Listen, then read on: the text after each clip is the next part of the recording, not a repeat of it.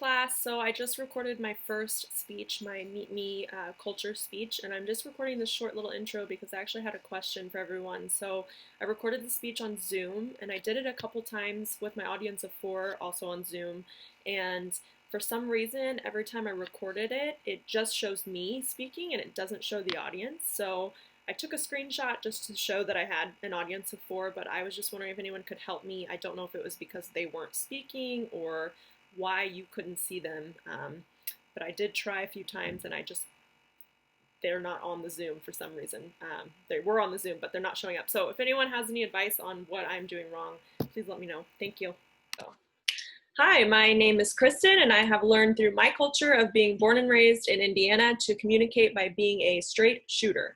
So I have learned through my culture to communicate using the transactional communication model, which means it's a back and forth conversation. I typically don't use the linear communication model in my daily life, which would be more like an advertisement.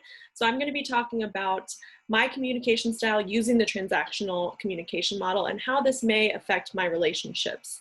So I was raised in the Midwest. I would consider that to be where I established the main parts of my culture. I was raised really to get straight to the point when communicating. So some would say that I don't sugarcoat things, which I don't. And this can have both a negative and a positive effect on my personal and professional relationships.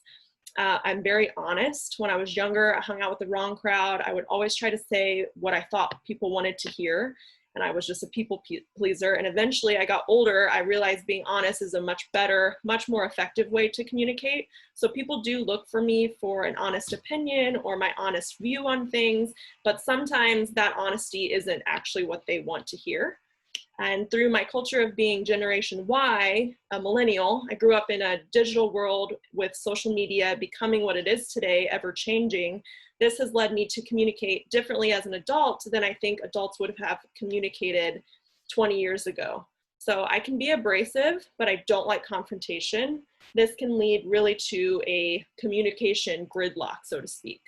So how I hope to better communicate after taking interpersonal communications using this transactional communication model, I hope to be able to tailor what I'm saying to my audience. So not everyone communicates the same way I do.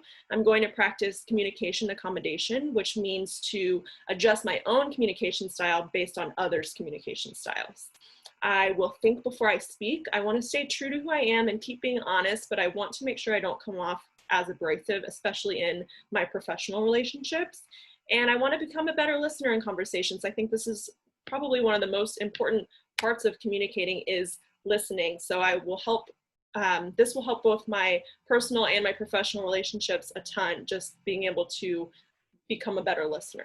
So this is how my culture influenced my communication style and how I hope to better it after this class. Thank you.